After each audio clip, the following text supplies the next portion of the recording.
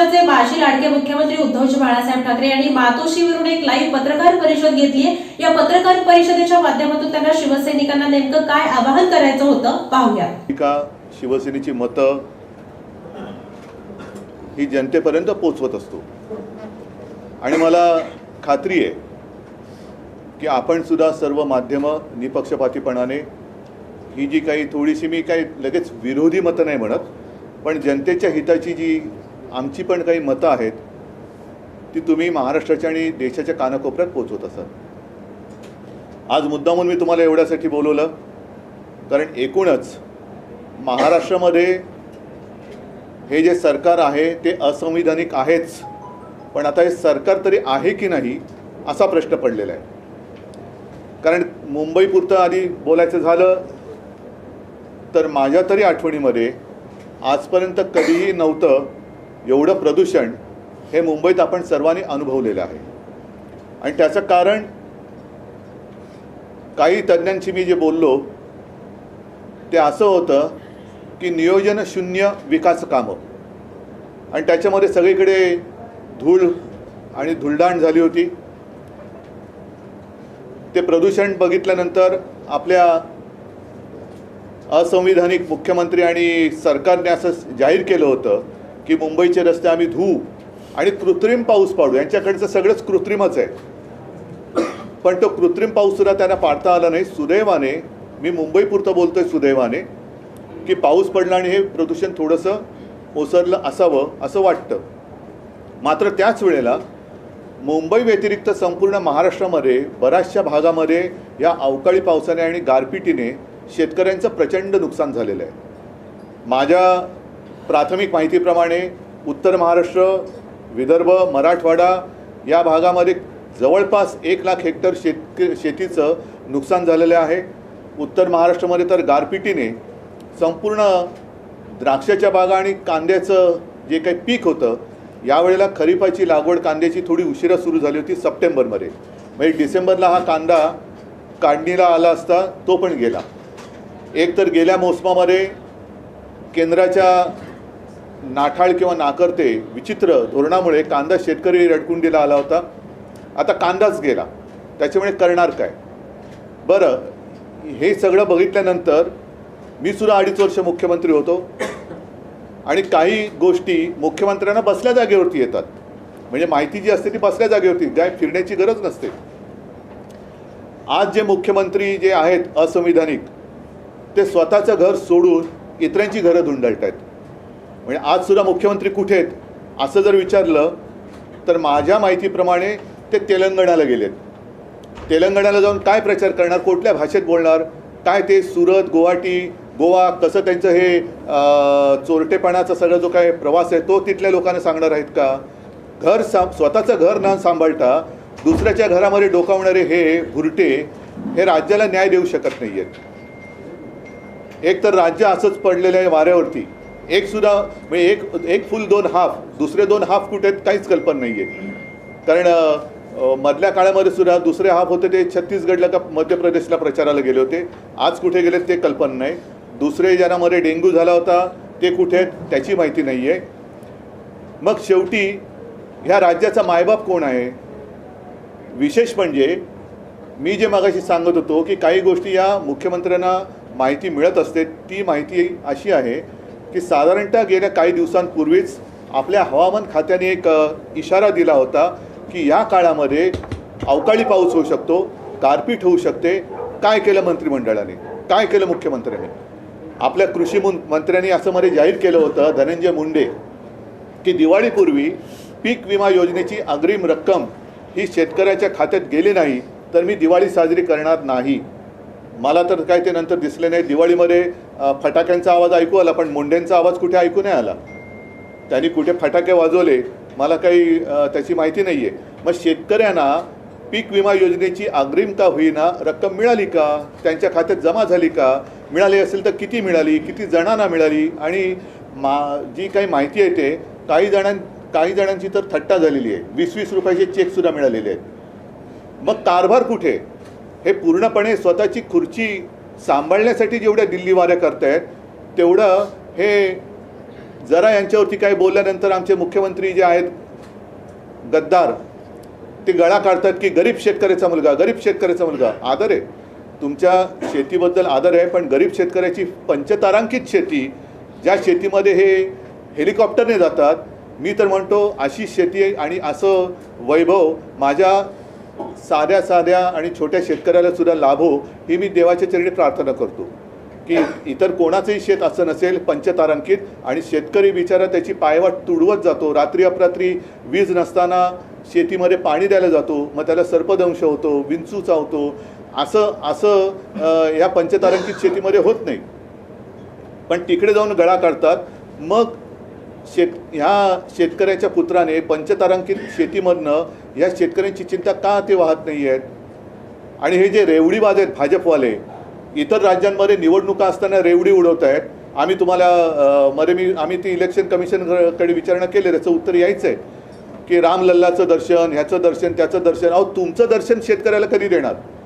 तुम्ही जे काय तिथे रेवड्या उडवत आहेत, 400 रुपयात गॅस सिलेंडर, इतक्या रुपयात हे देणार, तितक्या रुपयात ते देणार. मग महाराष्ट्राने काय तुमचं पाप केलेलं आहे? महाराष्ट्रामध्ये निवडणुका आल्यानंतर तुमच्या तिजोरीची दारं उघडल्यासारखी दाखवणार, पण तोपर्यंत माझ्या महाराष्ट्रातल्या शेतकऱ्याचं आणि इथून एकूण महाराष्ट्राचं जे काय संपूर्ण वाट लागणार आहे त्याची जबाबदारी तुम्ही घेणार आहात की नाही? आणि मध्ये मला खरंच एक प्रश्न मला पण पडला, मला वाटतं त्या प्रियांकानी विचारला की आपले प्रधानमंत्री क्रिकेटच्या फायनलला जातात पण मणिपूरमध्ये जात नाहीत. मग तोच प्रश्न माझा असा आहे की आमचे मुख्यमंत्री आहेत, पंतप्रधान आहेत, गृहमंत्री आहेत, त्यांना सगळ्यांना बाकीच्यांवरती दमदाट्या करायला वेळ आहे, इतर राज्यात प्रचार करायला वेळ आहे, इतर राज्यात रेवडी उडवायला वेळ आहे, म्हणून माझ्या महाराष्ट्रातल्या शेतकऱ्याच्या पाठीवरती हात फिरवायला ते कधी येणार? हा एक प्रश्न आहे. कारण ही आता जी प्राथमिक माहिती मी तुम्हाला दिलेली आहे, साधारणतः 6च्या आसपास काहीतरी जीव गमावले गेलेले आहेत आणि 100च्या आसपास जनावरांची प्राणहानी झालेली आहे. यांचं काय करणार?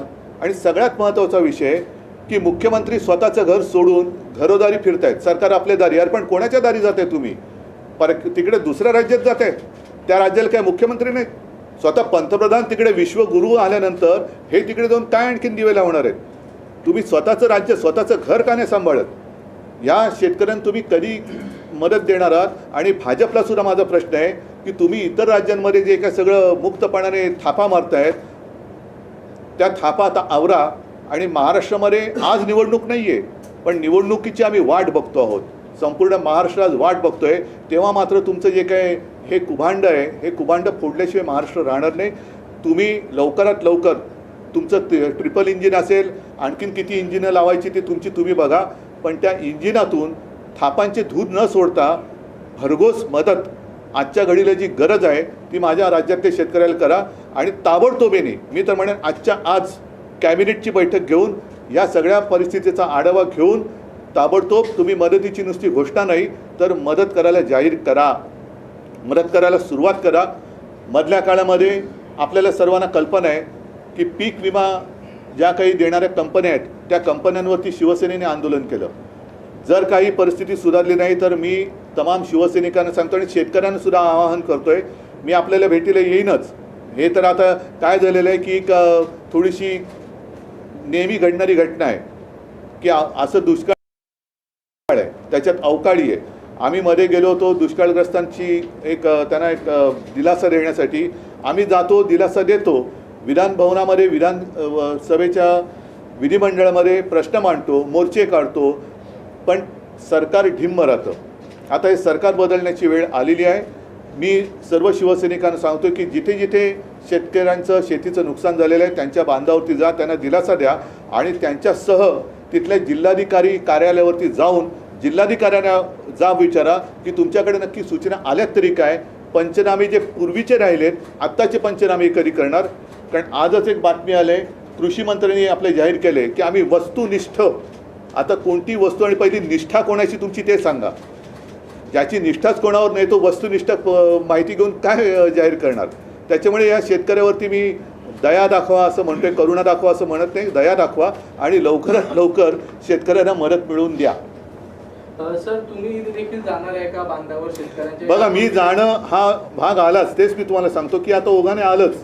आम्ही जातो, शेतकऱ्यांना, शेतकरी बिचारे धाय मोकलून रडतात, पण काल सुद्धा एक मंत्री गेले असताना शेतकऱ्यांनी त्यांना विचारलं की तुम्ही काय मदत करणार असेल तर या, फुकाच्या गोष्टी करायच्या असेल तर निघून जा. ही जबाबदारी सरकारची आहे. आम्ही तर जाऊच, पण पहिले सरकार म्हणून जर अस्तित्वात आहे की नाही ह्याचा कुठेतरी सोक्षमोक्ष लागला पाहिजे.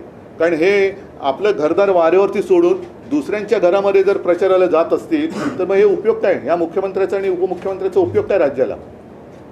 घर सोडून दुसऱ्याची घरं तुम्ही म्हणजे त्यांची पण बरबादीच करायला जातात थापा मारून. आज बघितलं तर मला वाटतं कुठे तेलंगणात गेलेत वाटतं का महाराष्ट्र उघडा पडलाय, महाराष्ट्राच्या वरती गारपीट झालेले आहे, मृत्युमुखी पायी पडलेत, शेतकऱ्यांची वाताहत झालेली आहेत, घरदारं उद्ध्वस्त झालेत आणि तुम्ही प्रचाराला तिकडे जातात. लाज नाही वाटत? मग मी हे बोलल्यानंतर स्वतःच्या पंचतारांकित शेतीमधनं पुन्हा हे सांगणार की गरीब शेतकऱ्याचा मुलगा मुख्यमंत्री झाला. 2 दिवसात 16 ते 17 जिल्ह्यांमध्ये जे आहे ते गारपीट आणि अवकाळी पावसाचं नुकसान झालंय आणि त्यावरती शासन लक्ष ठेवून असं धनंजय मुंडे कृषी मंत्री म्हणजे काय करते नेमकं काय?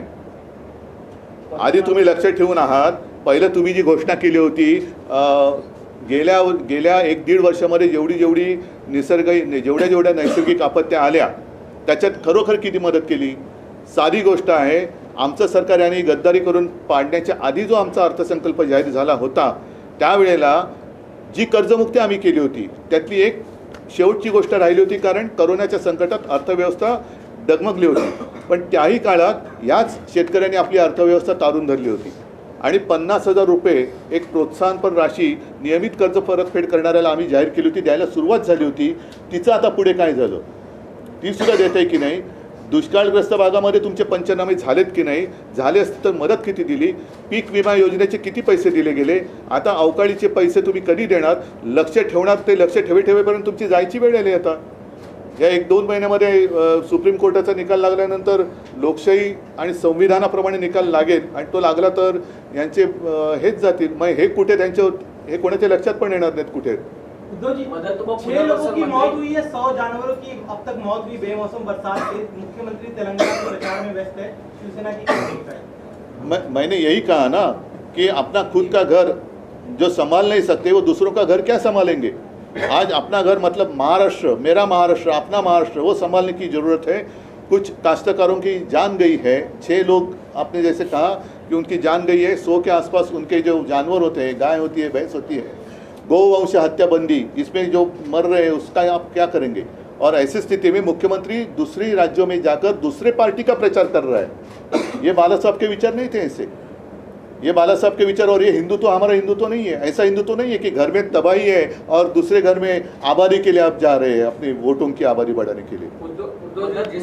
जिस तरीके से मुख्यमंत्री ने कल कहा कि हमने सभी जिलाधिकारियों को सूचित किया है कि सभी पंचनामा करें और उनको मदद देने को लेकर, क्या आज तक क्या किया बताओ ना.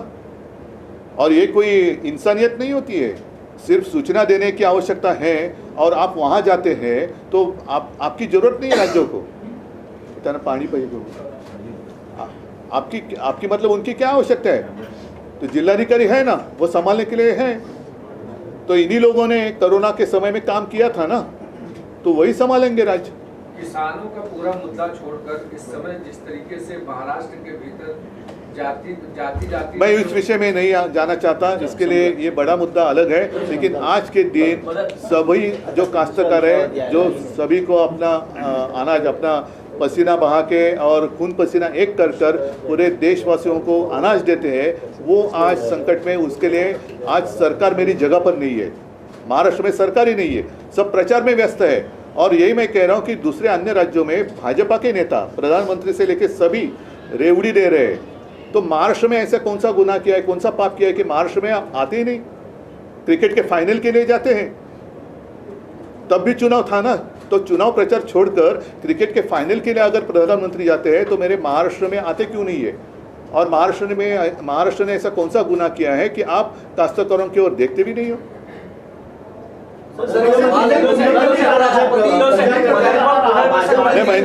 मैंने कहा कि यही मैं कह रहा था कि हमारे केंद्रीय मंत्री जी ने कहा, गृह मंत्री जी ने कि कौन से मध्य प्रदेश में आप भाजपा का वोट दो तो आपको हम रामलला का दर्शन करेंगे. लेकिन भाई साहब, आप मंत्री हो, मेरे काश्तकार संकट में आपका दर्शन तो दे दो. सर, अजित पवार गटात प्रचारात कुठेच दिसत नाही. मुख्यमंत्री प्रचार करतायत, राज्यातील भाजपचे इतर नेते देखील उत्तराखंडात प्रचार करतात, पण अजित पवार गट जो सध्या सगळे नाही, आता महत्त्वाचा मुद्दा असा, संजय राऊत जी म्हणाले ते बरोबर आहे. आपल्या राज्यात काही तालुक्यात आणि जिल्ह्यात दुष्काळ जाहीर केला, म्हणजे दुष्काळाचं संकट आहेच. त्याच्यासाठी तुम्ही काय केलं?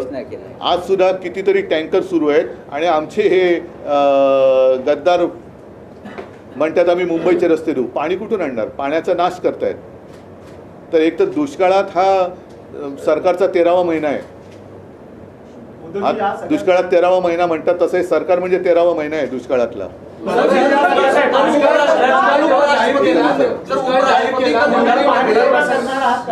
मदत व पुनर्वसन मंत्री ठिकठिकाणी जाऊन पाहणी करतात आणि ते म्हणतात की नाही, आता